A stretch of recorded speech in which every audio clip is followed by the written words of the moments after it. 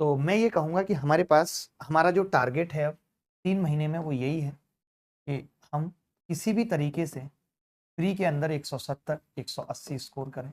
इसके लिए 4 सब्जेक्ट्स हमारे पास हैं, एक मैथ्स, एक इंग्लिश, एक जीएस, एक रीजनिंग।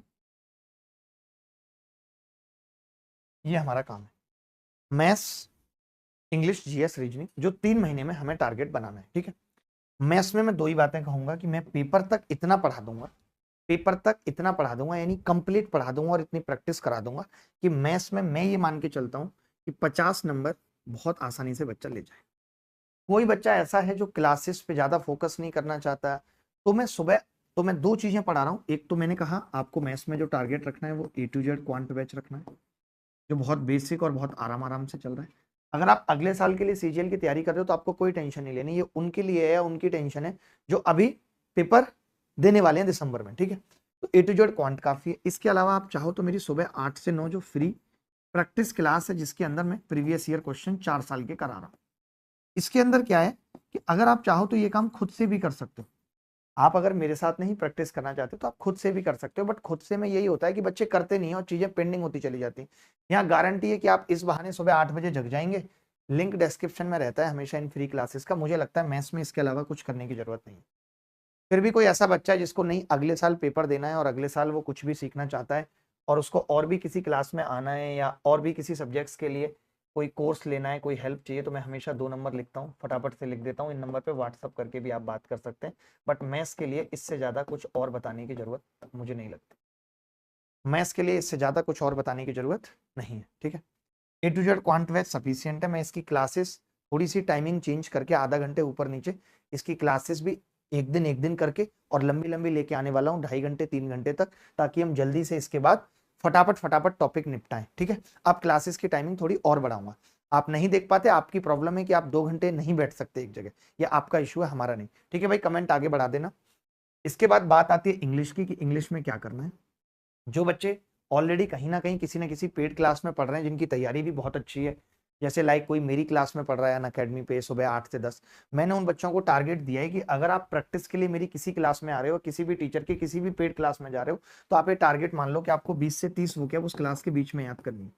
20 से 30 वोकैब। अगर आप मेट्रो में ट्रेवल करते हो, आप कहीं भी जाते हो, तो आपका टारगेट होना चाहिए कि आज के ट्रेवलिंग में मैं 30 से 40 वोकैब याद करके घर लौटूं।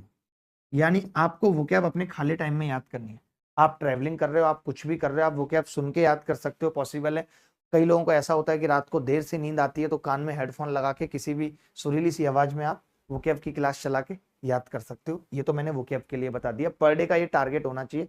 दिसंबर तक मैं पूछूंगा, मैं 15 दिन बाद ये पूछूंगा कि 15 दिन के हिसाब से तुम्हारी 15 या 45 450 500 नई वोकैब याद हुई या नहीं। ऐसा नहीं है जो याद हो उन्हीं को रिवाइज कर लो, ऐसा बिल्कुल भी मत करने की सोचना। और ऊपर से मैं ये कहूंगा, रोज जिन लोगों की इंग्लिश वीक है, वैसे मैक्सिमम लोग जो हमसे पढ़ रहे हैं उनकी इंग्लिश वीक है, मैं इनके लिए कहूंगा कि आप एक सेक्शनल इंग्लिश का मॉक टेस्ट रोज लगाओ। सेक्शनल इंग्लिश ये कई सारे प्लेटफॉर्म पे आपको मिल सकता है, अनअकैडमी पे भी है, कहीं भी जहां आपको मिलता है। अगर आपको नहीं मिलता और आपके पास कोई एमबी पब्लिकेशन या कोई भी और किताब है जिसके अंदर 25-25 के सेट है, तो लेटेस्ट 4 साल का रोज एक सेट लगाना है इंग्लिश का। लेटेस्ट एक सेट रोज लगाना,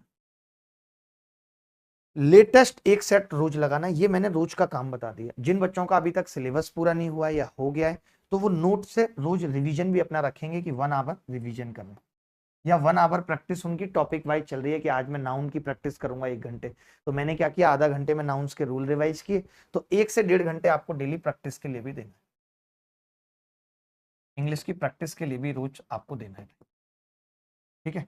और इस हिसाब से ये बनाना है कि 3 महीने में इंग्लिश कंप्लीट लगने लगे आपको। आपको लगता है कि मैं 1.5 घंटे में कुछ नहीं पढ़ पाता, तो इसको 1.5 से 2 घंटे कर लेना, लेकिन इतना काम करना ही है इंग्लिश में। इससे ज्यादा कुछ करने की जरूरत नहीं है। 25 क्वेश्चन का एक सेट लगाने के लिए इसलिए बोला है ताकि आपको क्लॉज टेस्ट भी बीच में आए, कॉम्प्रिहेंशन भी बीच में आए, सारी चीजें कर पाए। अब बात आ जाती है रीजनिंग की।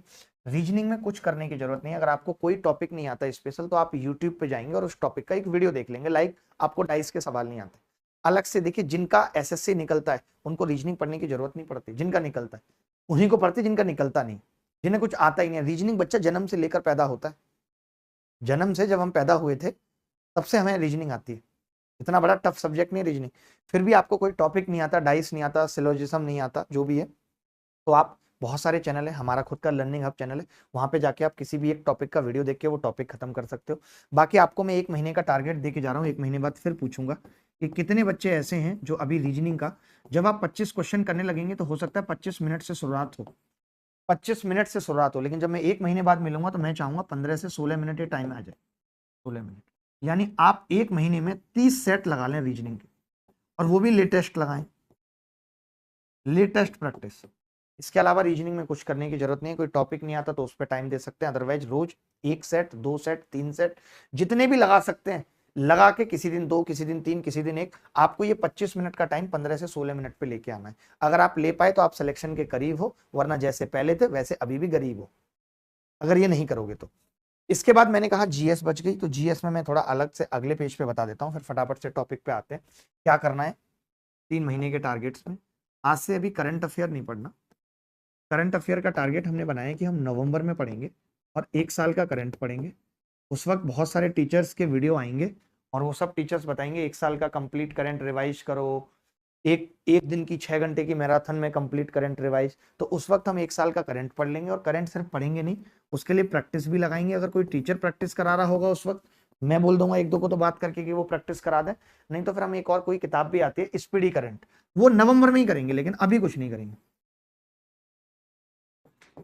नवंबर में ही करेंगे, क्योंकि तभी फायदा है। यानी आज से करंट बन, 3 महीने तक करंट कब करेंगे, नवंबर में, पेपर से 10-15 दिन पहले, ठीक है। और बहुत टाइम इसके अंदर नहीं लगेगा, 20 घंटे मैक्सिमम है पूरा करंट याद करने के लिए, रिवाइज करने के लिए।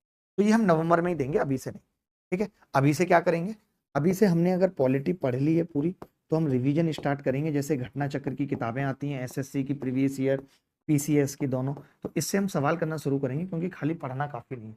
हर बच्चे को जीएस समझ में आ जाती है, सबको आ जाती है। अगर पढ़ने से सॉल्यूशन मिल गया होता, जीवन सफल हो गया होता, तो आज सास बहू का झगड़ा खत्म हो गया होता, क्योंकि सास लगातार सालों से रामायण और महाभारत पढ़ रही है, गीता पढ़ रही है, लेकिन फिर भी सास बहू का झगड़ा खत्म नहीं हो रहा। सिर्फ पढ़ने से काम नहीं चलेगा, सिर्फ सिलेबस खत्म करने से काम नहीं चलेगा। आपने पढ़ लिया, जब तक प्रैक्टिस आपकी नहीं होगी, इंप्लीमेंटेशन आपका नहीं होगा, तो कोई फायदा नहीं। आप पेपर में सवाल आते हैं, बच्चा ऐसे ऐसे करता रहता है, ये होगा, ये होगा, ये, ऐसे तीनों ऑप्शन होते हैं उसके दिमाग में, तीनों ही मुझे तो सही लग रहे हैं, क्या करूं, चलो चौथा लगा देता हूं जो बिल्कुल गलत था। कोई एक देखना था, 3 एक जैसे लग रहे थे, गलत हो गया सवाल। अब वो जय माता दी का जमाना नहीं है कि 1 2 3 जय माता दी, ये सही हो गया। पूरा बहुत पढ़ाई अच्छे से करनी पड़ेगी, प्रैक्टिस बहुत जरूरी है। यही सेम चीज आपको हिस्ट्री के साथ करनी है, यही सेम चीज इकोनॉमिक्स के साथ करनी है। ये 3 तो पढ़ के जाने ही पड़ेंगे। इसके अलावा अगर आप पढ़ना चाहें तो एनसीईआरटी का सार, मैं पहले से ही कह चुका हूं आपको कि एनसीईआरटी का सार आप पढ़ सकते हैं, ठीक है। किसी भी किताब से जो आपको लगता है कि मार्केट में आती है, एनसीईआरटी की किताब के लिए साइंस फॉलो कर सकते हैं, और साइंस फॉलो के साथ फिर प्रीवियस ईयर क्वेश्चन प्रैक्टिस बहुत मायने रखेगी, वो बहुत जरूरी है, ताकि आपको पता चले कि जो आपने पढ़ा है वो काम का है नहीं, क्योंकि साइंस में कुछ भी पूछा जा सकता है, साइंस को समझना बहुत जरूरी है। और अब इतना वक्त नहीं है कि हम साइंस की कोचिंग में 3 महीने खराब कर दें, 3 महीने तक साइंस पढ़ रहे हैं, नहीं। कोई भी नोट्स या एनसीईआरटी का सार में क्या होता है कि सब कुछ कवर हो जाता है, कुछ बचता नहीं है, इसीलिए बोल रहा हूँ। तो ये कर सकते हैं, खत्म कर सकते हैं। तो अभी 1 महीने का टारगेट दे के जा रहा हूँ, 1 महीने का बहुत लंबा चौड़ा टारगेट नहीं दे रहा, 1 महीने का टारगेट दे रहा हूँ कि एक तो साइंस खत्म कर लो, एनसीईआरटी का सार कहीं से भी जहां से मिले वो, या कंप्लीट नोट्स किसी के मिले तो ये साइंस खत्म कर लो, और एक पॉलिटी पूरी रिवाइज करके घटना चक्र के सारे सवाल प्रीवियस ईयर कंप्लीट कर लो। ये 1 महीने का टारगेट है, बाकी अगले महीने बताऊंगा क्या करना है, ठीक है। इस महीने 2 चीजें दी हैं, साइंस, पीवाईक्यूएस। अगर इसके अलावा टाइम बच जाए तो कंप्यूटर भी पढ़ लेना, कंप्यूटर के लिए कुछ बहुत ज्यादा नहीं है।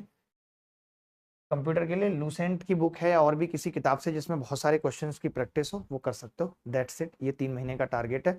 अगर टारगेट अब भी सेट नहीं किया, नो टारगेट नो सिलेक्शन, तो सिलेक्शन का कोई चांस नहीं है। बिना मतलब भ्रम में आप जिए, बिना मतलब मैं आपको उम्मीदें देता रहूं, तो कोई मतलब नहीं, क्योंकि सबसे बड़ा थप्पड़ जीवन में उम्मीदें ही मारती हैं इंसान के गाल पे, है कि नहीं।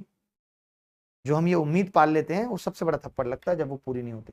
तो इसीलिए फॉल्स कमिटमेंट ना खुद से करने ना किसी और से, यानी कि झूठे वादे नहीं देने, झूठे दिलासे किसी को नहीं देने, और रॉन्ग एक्सपेक्टेशन ना खुद से रखनी ना किसी और से जीवन में। ये अच्छे और सुखी जीवन का मंत्र है कि never have wrong expectation or never do false commitment to yourself or anybody.